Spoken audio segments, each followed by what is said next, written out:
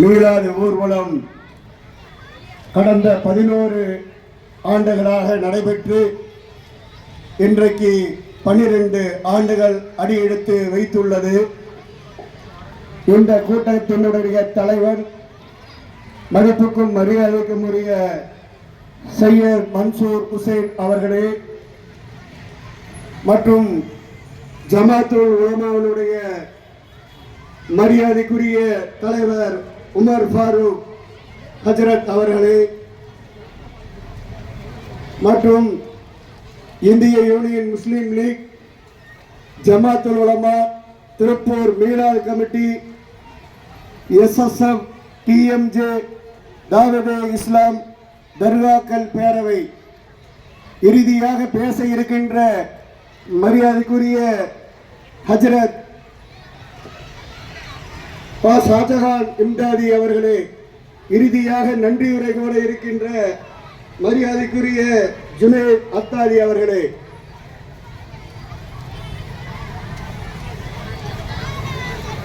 கடந்த 11 ஆண்டுகளுக்கு முன்பு மீளாது ஊர்வலத்தில் கலந்து கொண்டவர்கள் ஒரு 10 வயது பையனாக இருந்தால் இன்றைக்கு 22 பையனாக மாறியிருக்கிறார். இன்றைக்கு கலந்து கொள்ளக்கூடிய அதே 10 வயது பையன் இன்னும் 10 ஆண்டுகள் கலக்கக்கூடிய காலத்தில் 20 வயது, இந்த 20 வயது நபர்கள் 30 வயது. எதற்காக இங்கே நாம் சொல்லுகிறோம் என்றால், முதலாம் ஆண்டு இங்கே கூட்டப்பட்ட கூட்டத்தில் ஒரு 300 400 நபர்கள் அன்றைக்கு கலந்து கொண்டார்கள்.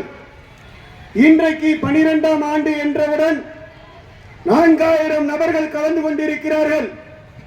இதை தடுப்பதற்கு ஏதோ ஒரு தீய சக்திகள் மீளாது வேண்டுமா வேண்டாமா என்று தெரு தெருவாக கலந்து 12 ஆண்டுகளாகவும் 12 நாட்களாகவும் தெருமுனை பிரச்சாரம் செய்து நீங்கள் செல்ல வேண்டாம் என்று சொன்னாலும் மீளாது ஊர்வலத்தில் நான் கலந்து கொண்டேன் என்று இன்றைக்கு இங்கு 4000 நபர்கள் கலந்து கொண்டிருக்கிறார்களே, அவர்களுக்கு அடிக்கக்கூடிய சம்மட்டி அடி இதுதான் என்பதை தெரிந்து கொள்ள வேண்டும்.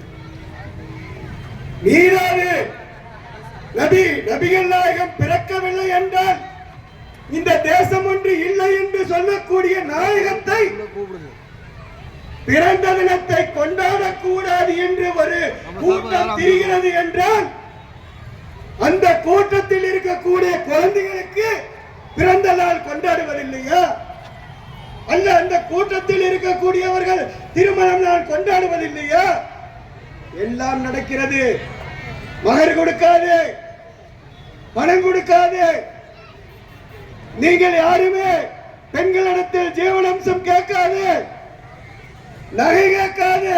ஆனால் தன்னுடைய பிள்ளைக்கு 50 100 பவன் போடக்கூடியதும், மாப்பிளை வசதி படைத்தவனாக தெளவக்கூடியதும், மாப்பிளை பெண் வீட்டார் வசதியானவர்களா என்று பார்க்கக்கூடியதும் இவர்கள் தான் என்பதை நினைவில் கொள்ள வேண்டும்.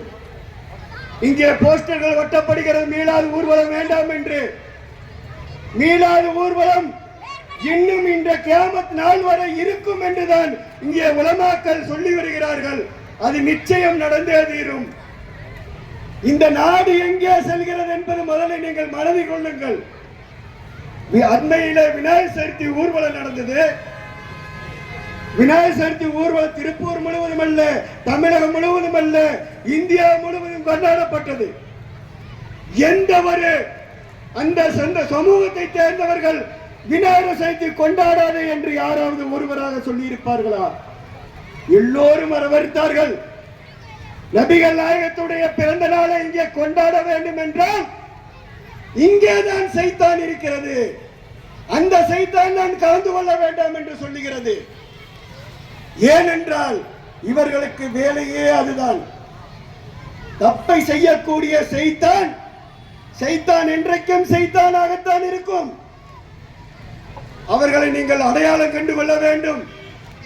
இந்த தேச நலனை அக்கறையோடு இருக்கக்கூடிய இந்த சமுதாய மக்கள் இன்றைக்கு நீங்கள் பார்த்தால் அசாமிலே 29 நபர்களை இந்த அரசாங்கம் கொண்டு போய் அடைத்து வைத்திருக்கிறது.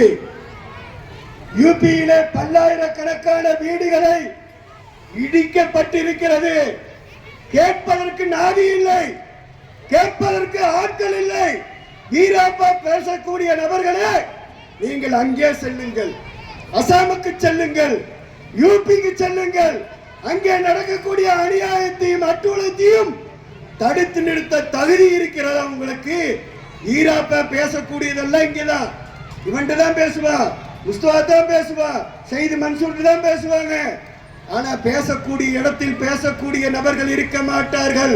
இவர்களுக்கு வீரம் என்பது இந்த சமூக மக்களிடத்தில் பேசக்கூடியவர்கள். நீங்கள் யோசனை பண்ணி பாருங்க, எத்தனை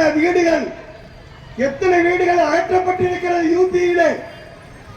யார் குரல் கொடுத்திருக்கிறார்கள்?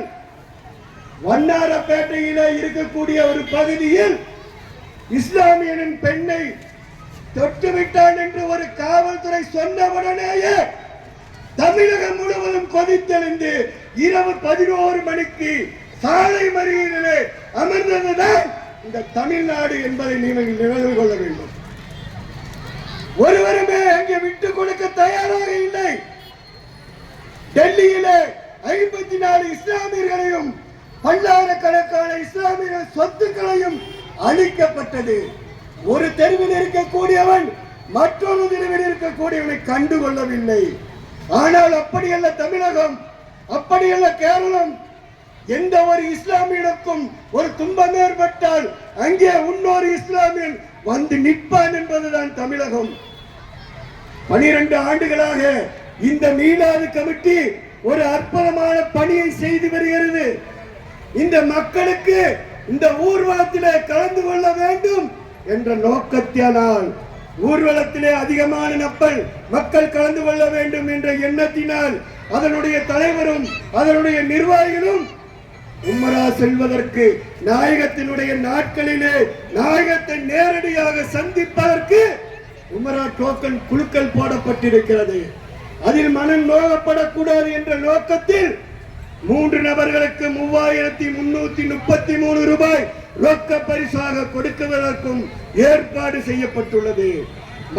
மாணவி குழந்தைகளுக்கு 50 நபர்களுக்கு 1500 ரூபாய் மூலம் டோக்கன் வழங்கப்பட்டு இங்கே குழுக்கள் மூலமாக கொடுப்பதற்கும் மீலாது கமிட்டி தயாராக இருக்கிறது. அத்தனையும் வழிகாட்டக்கூடிய ஜமாத்துல் உலமா இருக்கிறது.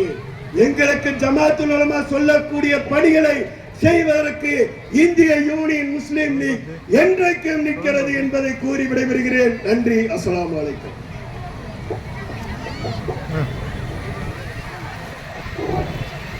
நிகழ்வின் அடுத்ததாக வாழ்த்துரை வழங்குவதற்காக மௌல்வி ஹாஃபிஸ் அல் ஹாஜ் யூ